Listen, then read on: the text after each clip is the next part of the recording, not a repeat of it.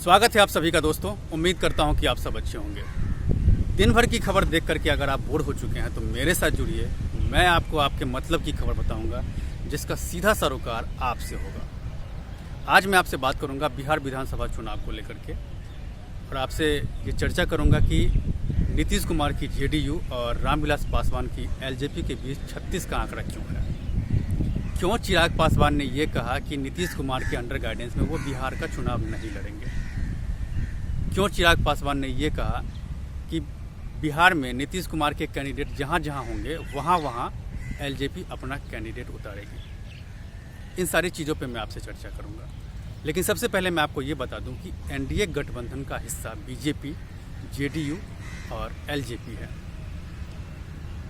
प्रधानमंत्री नरेंद्र मोदी, बीजेपी अध्यक्ष जेपी नड्डा और अमित शाह कई बार कई मौक़ों पर यह कह चुके हैं कि बिहार में जब भी विधानसभा का चुनाव होगा तो बीजेपी यानी कि बीजेपी नीतीश कुमार के अंडर गाइडेंस में चुनाव लड़ेगी और अगर जीत करके आती है अगर सत्ता में तो नीतीश कुमार को वो मुख्यमंत्री देखना चाहते हैं। नीतीश कुमार ही मुख्यमंत्री रहेंगे इस गठबंधन के। इसके बाद भी एनडीए में रहने के साथ साथ एलजेपी क्यों कह रही है कि हम नीतीश कुमार के अंडर गाइडेंस में चुनाव नहीं लड़ेंगे, और उसने तो बाकायदा ये भी कह दिया चिराग पासवान ने कि हम बिहार के चुनाव में जितनी भी कैंडिडेट खड़ा होंगे जेडीयू के जिन जिन सीटों पे, उन सारी सीटों पे, उन तमाम सीटों पे एलजेपी अपना कैंडिडेट उतारेगी। इसका घोषणा चिराग पासवान कर दिए हैं। अब सवाल उठता है कि ये क्यों हुआ, क्यों गठबंधन में रहने के साथ साथ चिराग पासवान नीतीश कुमार के कैंडिडेट के सामने में अपना वो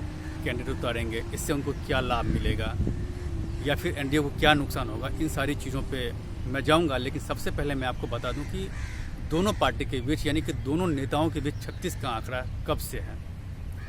तो ये 36 का आंकड़ा रामविलास पासवान और नीतीश कुमार के बीच साल 2005 के विधानसभा चुनाव के समय का है। दरअसल साल 2005 में बिहार में विधानसभा का चुनाव होना था फरवरी मार्च के महीने में, और उससे बिहार विधानसभा के चुनाव से ठीक कुछ समय पहले रामविलास पासवान अटल बिहारी गवर्नमेंट से इस्तीफा दे करके उन्होंने अपना एक पार्टी उन्होंने बना लिया था, एलजेपी, लोक जनशक्ति पार्टी, और वो भी बिहार के विधानसभा चुनाव के समर में कूद पड़े। उस समय नीतीश कुमार की जेडीयू ऑलरेडी थी और बीजेपी के साथ नीतीश कुमार का गठबंधन था। साल 2005 की मैं बात कर रहा हूँ। तो नीतीश कुमार ने और बीजेपी ने भी कहा रामविलास पासवान को कि देखिए, हम लोग रामविलास पासवान के जो 15 साल के जो शासन है, जो जंगल राज है बिहार में, उसको उखाड़ फेंकने के लिए हम एकजुट हुए हैं। तो मैं चाहता हूं कि आप भी हमारे साथ जुड़िए और हम तीनों मिलकर के पूरी जोर शोर से लालू प्रसाद यादव के अगेंस्ट में चुनाव लड़ेंगे और हम लोग जीत करके सत्ता में आएंगे। उसके बाद फिर देखा जाएगा। बहुत नीतीश कुमार ने रामविलास पासवान को मनाया। 2005 की बात कर रहा हूँ, 2005 की विधानसभा चुनाव की। लेकिन लाख मनाने के बाद भी रामविलास पासवान नीतीश कुमार की नहीं सुने और वो अकेले बिहार का विधानसभा चुनाव जो है वो उन्होंने उसमें शिरकत की। नतीजा ये हुआ कि जब रिजल्ट आया तो रिजल्ट में एलजेपी 29 सीट जीत करके आई और 29 सीट जीतने के बाद एलजेपी किंग मेकर की भूमिका में आ गई, क्योंकि किसी गठबंधन को पूर्ण बहुमत ही नहीं मिला कि सरकार बनाए। तो जब रामविलास पासवान किंग मेकर की भूमिका में आ गए, उस समय में भी नीतीश कुमार ने कहा कि आप मेरे साथ आइए, आपने भी लालू जी के अगेंस्ट में चुनाव लड़ा है और आप जीत करके आए हैं, जनता ने आपको 29 सीट दी है, तो आप मेरे साथ जुड़िए और हम तीनों मिल करके, बीजेपी, जेडीयू और एलजेपी तीनों मिल करके हम सरकार बनाते हैं। लेकिन रामविलास पासवान बहुत महत्वाकांक्षी थे। उस समय भी बहुत कोशिश करने के बाद भी रामविलास पासवान टस से मस नहीं हुए और उन्होंने एक शर्त लगा दी। वो शर्त क्या था ये भी जानना जरूरी है। शर्त ये था कि रामविलास पासवान ने ये कहा कि हम आपके गठबंधन में तभी शामिल होंगे जब कोई मुस्लिम को आप मुख्यमंत्री बनाते हैं। तो नीतीश कुमार भी और बीजेपी भी रामविलास पासवान की इस बात को नेगलेक्ट कर दिए। वो मानने को तैयार नहीं हुए कि कोई मुस्लिम बिहार का चीफ मिनिस्टर बने। लालू यादव भी अप्रोच किए रामविलास पासवान को, लेकिन लालू यादव के सामने में भी रामविलास पासवान ने ठीक यही फार्मूला रखा कि मुस्लिम को आप मुख्यमंत्री बना दीजिए, उसके बाद हम आपको समर्थन कर देते हैं। नतीजा ये हुआ कि रामविलास पासवान किसी को भी अपना समर्थन नहीं दिए और ठीक 6 महीने के बाद बिहार में मध्यावधि चुनाव हो गया। और वो 6 महीने के बाद वो समय था यही अक्टूबर-नवंबर का। अक्टूबर-नवंबर में 2005 में एक बार फिर से मध्यावधि चुनाव हो गया। जब अक्टूबर-नवंबर में जब चुनाव हुआ, उस समय में बिहार की जनता ने नीतीश कुमार और बीजेपी को पूरी बहुमत के साथ सत्ता में वापस कर दिया। मतलब सत्ता में पहली बार वो पूरे बहुमत के साथ आए थे, लालू के अगेंस्ट में लड़के। अब जब नीतीश कुमार सत्ता में आए तो उन्होंने सारा खुन्नस रामविलास पासवान पर निकालना शुरू कर दिया। वो आने के बाद रामविलास पासवान ने क्या किया, सबसे पहले कि करीब बिहार में 16% के आसपास में दलित वोटर हैं। तो नीतीश कुमार ने क्या किया कि रामविलास पासवान की जो जाति है, पासवान जाति, इसको छोड़ करके तमाम जितने भी जो दलित जातियां हैं, छोटी छोटी अलग अलग दलित जातियां, इन सभी दलित जाति को उन्होंने एक महादलित बना करके उस कैटेगरी में डाल दिया और पासवान की जाति को उन्होंने छोड़ दिया। इसके बाद राज्य सरकार में जितनी भी जो योजनाएं बनी गरीबों को लेकर के, उन तमाम योजनाओं में महादलित को फ़ायदा होने लगा। महादलित तक सरकार की जो जो योजनाएं थी वो महादलितों को मिलने लगा। नतीजा ये हुआ कि महादलित जितने भी थे वो नीतीश कुमार के बहुत करीब आ गए और 16% में से 11% की मैंने बात की है और बाकी जो 5-6% थी, 4%, 5% के आसपास में वो पासवान की जाति की थी, जिसका इस योजना में कोई फ़ायदा नहीं मिला। मतलब था ये दलितों को लेकर के योजना बना, बहुत सारी योजनाएं, इस योजना में सारे दलितों को उसका फ़ायदा मिल रहा था लेकिन पासवान को नहीं मिल रहा था। इस बात से पासवान भी चिढ़ गए और नीतीश कुमार तो अपना खुन्नस निकाल रहे थे। 2005 में जो शुरू में उन्होंने समर्थन मांगा और नहीं दिया, इस वजह से। तो एक तो ये है। दूसरी बात क्या है कि रामविलास पासवान 1960 के दशक की मैं बात कर रहा हूँ। 1960 के दशक में रामविलास पासवान, लालू यादव, नीतीश कुमार, सुशील कुमार मोदी, ये सब यूनिवर्सिटी के स्टूडेंट थे और यूनिवर्सिटी में पढ़ाई के साथ साथ वो लोग आंदोलन में जुड़ गए थे और उसके बाद आंदोलन में अच्छा किए और वो चेहरा बन गए। और नतीजा ये हुआ कि जब पॉलिटिक्स में जब वो लोग आए तो लालू यादव भी 15 साल तक बिहार की सत्ता में रहे, बिहार के मुख्यमंत्री रहे।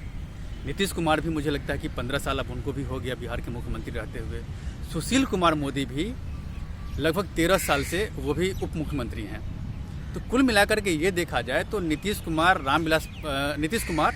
लालू यादव और सुशील कुमार मोदी बिहार की राजनीतिक वो शुरुआत उन्होंने किया और बिहार में वो अपना एक पहचान बना ली। रामविलास पासवान भी वहीं से शुरू हुए थे, वहीं से शुरुआत किया था, उन्हीं लोगों के साथ शुरुआत किया था, लेकिन वो अभी तक बिहार के मुख्यमंत्री पद तक नहीं पहुंच सके। इस बात का टिस भी रामविलास पासवान को है और यही वजह रही कि वो मौका देख करके समय समय पर उन्होंने गठबंधन बदला भी है। कभी वो एनडीए के साथ रहे हैं और कभी वो यूपीए के साथ भी रहे हैं, लेकिन इसके बाद भी वो बिहार की जो सत्ता है, सत्ता से वो दूर रहे हैं, यानी कि चीफ मिनिस्टर पद तक वो नहीं पहुंच पाए। सोच सकते हैं आप, 16% बिहार में महादलित है और 16% एक ताकत रखता है। किसी भी गठबंधन को अगर वो सपोर्ट कर दे पूरी तरह से तो उसकी सरकार बननी तय है। लेकिन रामविलास पासवान सही से पॉलिटिक्स नहीं किया, उन्होंने दलित को समझा नहीं, जिसके कारण वो हमेशा दलितों का वोट जो है ना वो धीरे धीरे खोते चले गए। अभी उन्होंने 47 सीट की माफ़ कीजिएगा 42 सीट की मांग की थी कि हम 42 सीट अगर एनडीए मुझे देती है तब हम चुनाव लड़ेंगे, नहीं तो हम 42 से कम पे नहीं मानने वाले। लेकिन एनडीए क्यों नहीं देना चाहती, बीजेपी क्यों नहीं देना चाह रही थी? बीजेपी का ये कहना था कि भाई आपको 2015 में जो आपने चुनाव लड़ा था वो 42 सीट पे लड़ा था, लेकिन 42 सीट जब आप लड़े तो सिर्फ 2 सीट जीत करके आए। इसके बाद 2019 का जो लोकसभा चुनाव हुआ, लोकसभा चुनाव में भी उनका वोट फीसदी जो है वो बहुत कम हो गया था। तो इन सारी चीज़ों को देख करके बीजेपी भी बहुत ज़्यादा भाव नहीं देना चाह रही थी, लेकिन इसके बावजूद भी बीजेपी ने कभी नहीं कहा कि जो आपको हम मन मुताबिक सीट नहीं देंगे, आप गठबंधन से अलग होइए। अभी भी एलजेपी जो है वो बीजेपी के साथ है गठबंधन में। लेकिन मेन चीज़ है रामविलास पासवान का और चिराग पासवान जो उनका बेटा है, वो उन दोनों का खुन्नस है नीतीश कुमार को लेकर के। नीतीश कुमार जब 2005 में जब उन्होंने वोट बैंक के तौर पे महादलित को इस्तेमाल किया, महादलित को उन्होंने फ़ायदा पहुंचाया, तो ये उनकी एक स्ट्रेटजी थी। उन्होंने क्या किया कि उन्हें पता था कि यही दलित जो है उनका वोट बैंक है। उसके बाद पिछड़ा वर्ग है और बीजेपी के पास अगड़ी जाती थी, इससे सरकार आराम से बन सकती थी। आपने देखा होगा कि इससे पहले भी जब लास्ट टाइम विधानसभा चुनाव हुआ, उस विधानसभा चुनाव में नीतीश कुमार आरजेडी के साथ गया तो उस गठबंधन की जीत हो गई। तो नीतीश कुमार के पास अपना वोट बैंक है। और एक चीज़ और आपने देखा होगा कि सत्ता में रहने के बावजूद, बीजेपी के साथ गठबंधन में होने के बावजूद कई मौक़ों पर नीतीश कुमार बीजेपी के मुखालफत भी रहे हैं। और इसका नतीजा ये हुआ है कि बीजेपी बिहार में, चाहे वो विधानसभा का चुनाव हो या लोकसभा का चुनाव हो, दोनों ही चुनाव में नीतीश कुमार को मुस्लिम का भी वोट मिला है। मुखालफत होने की वजह से कई मुद्दे तो वो बीजेपी के अगेंस्ट में भी रहे हैं, जिसके वजह से दलित के साथ साथ उन्हें मुस्लिम का भी वोट मिला है। और रामविलास पासवान के साथ ये हो गया कि धीरे धीरे करके उनका वोट बैंक जो था, अपना वोट बैंक, दलित वोट बैंक, वो धीरे धीरे करके ख़त्म हो गया। अभी कुछ फीसदी वोट बैंक है जो 2019 के चुनाव जब हुए थे लोकसभा के, तो इस चुनाव में कुछ फीसदी उनके पास वोट बचा है। तो उनको ये लगता है कि अगर हम एक बार फिर से 2005 की तरह अगर हम एक बार फिर से अलग होकर के लड़ेंगे, तो हो सकता है कि हम कुछ ऐसी पोजीशन में आ जाए कि हम समझौता कर दें। एक और भी चीज़ है कि उनका टारगेट है डिप्टी सीएम बनने पर भी, चूँकि चिराग पासवान कई बार कह चुके हैं कई मौक़ों पर कि उन्हें डिप्टी सीएम का पद मिलना चाहिए, तब हम समझौता करने के लिए तैयार हैं। तो ये सारी चीज़ें हैं। अब देखिए चुनाव शुरू हो गया है। चुनाव 10 नवंबर को रिजल्ट आएगा। रिजल्ट के बाद ये तय हो जाएगा कि किस गठबंधन को कितना सीट मिलता है। एक चीज़ और भी है, जितनी सीट नीतीश कुमार लड़ेंगे, उन सारी सीट पर एलजेपी के कैंडिडेट होंगे, क्योंकि चिराग पासवान ने क्लियर कर दिया है। अब उस पर अगर चिराग पासवान के कैंडिडेट होंगे तो स्वाभाविक सी बात है कि वहाँ पर वोट बैंक जो है वो बटेगा, दोनों तरफ वोट जा सकता है। हो सकता है कि कोई एक ही तरफ जाए। और इसका एक पहलू ये भी हो सकता है, क्योंकि न तो एलजेपी के साथ पीएम मोदी का कोई बैर है, बीजेपी का भी उनका रिश्ता ठीक है, और जेडीयू के साथ भी बीजेपी का रिश्ता ठीक है। सिर्फ रिश्ते खराब हैं जेडीयू और एलजेपी के बीच। तो ऐसा हो सकता है कि जब